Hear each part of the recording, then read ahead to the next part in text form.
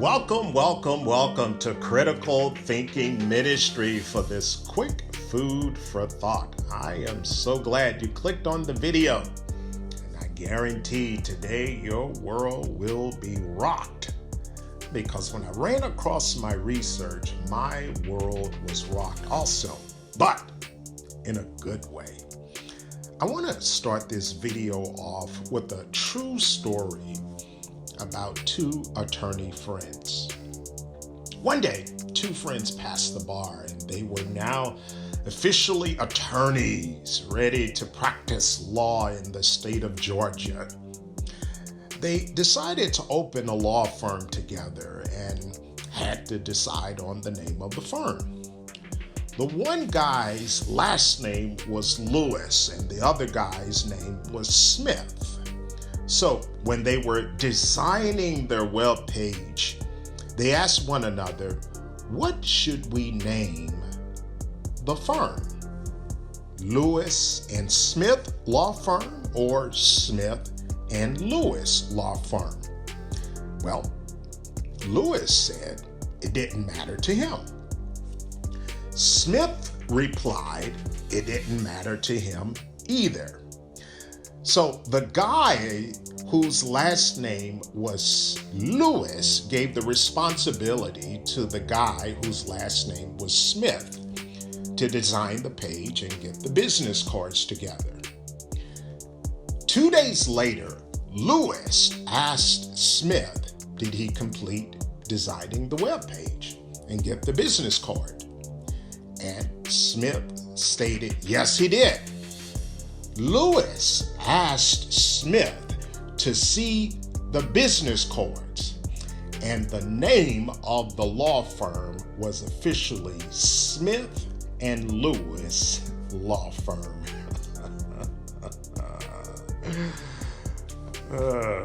So in the end, it did matter whose name was first.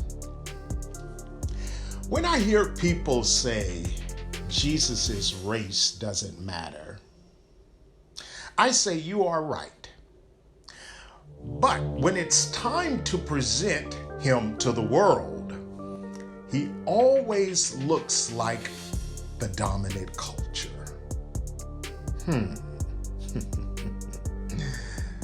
I guess it does matter. I remember when the movie on the late great singer Nina Simone came out, people were excited that Hollywood was finally recognizing this iconic singer. But when the film finally came out, there was great controversy on who played the part of Nina Simone. Out of all of the great and accomplished actresses who could have played Nina Simone, Hollywood chose her. Wow. Oh, no, they didn't. And this is the end result of what they presented to the world. I guess being accurate doesn't matter in Hollywood either. Now to my evidence. How many of you remember in middle school what a thesaurus is? If you remember what a thesaurus is, click the thumbs up button right now. Click the thumbs up button. A thesaurus, to refresh your memory, is a type of dictionary which lists words that have the same meaning, which we call synonyms, and it lists words that have the opposite meaning, which we call antonyms.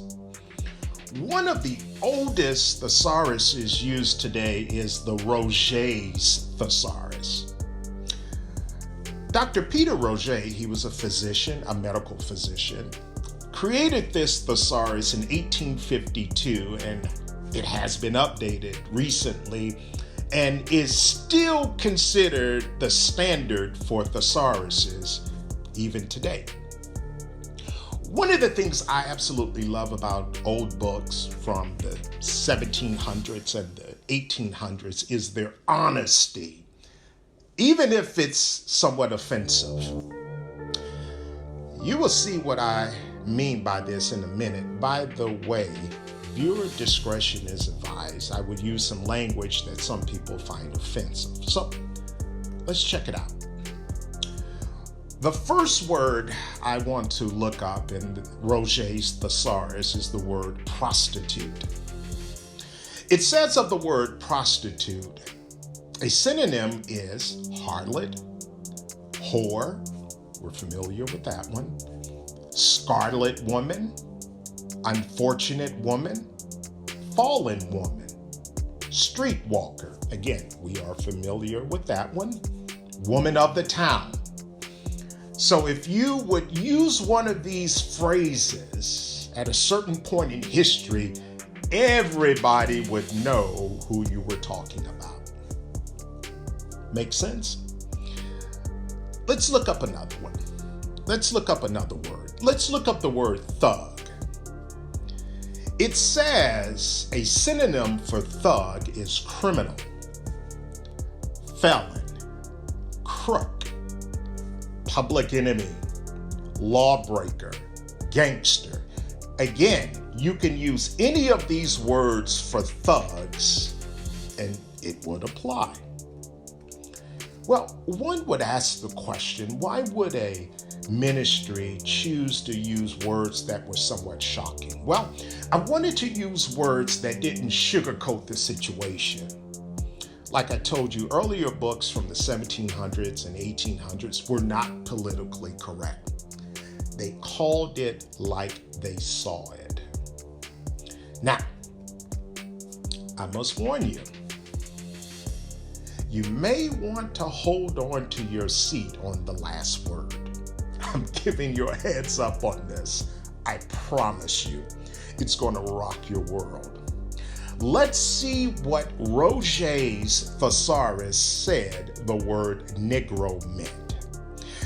It said a synonym for Negro was darken, okay, shade, blackwash, charcoal, okay, ebony.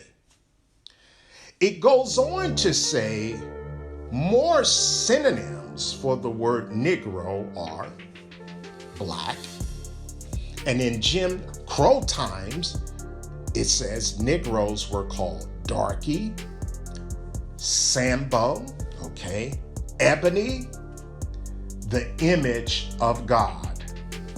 Uh-oh. Stop the press. Did you just read what Roget's respected thesaurus said? If you described a Negro as the image of God, everybody knew who you were talking about.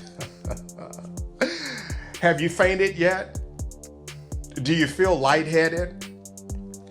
Everybody knows who we are but us. Again, I love the books from the 1700s and the 1800s because they called it like they saw it. I would have expected it to say coon or spear chucker, but not the image of God. I am about to end this food for thought, but before I close, do me a favor. Please do me a favor. Straighten out your back. Yes, straighten out your back. Now, lift your head up because you are not a mistake. You are not a mishap, but you are fearfully and wonderfully made by God. If you don't believe me, if you don't believe your pastor, will you then believe this thesaurus? So, until we meet again, remember, faith plus critical thinking will always lead you to the truth. God bless you.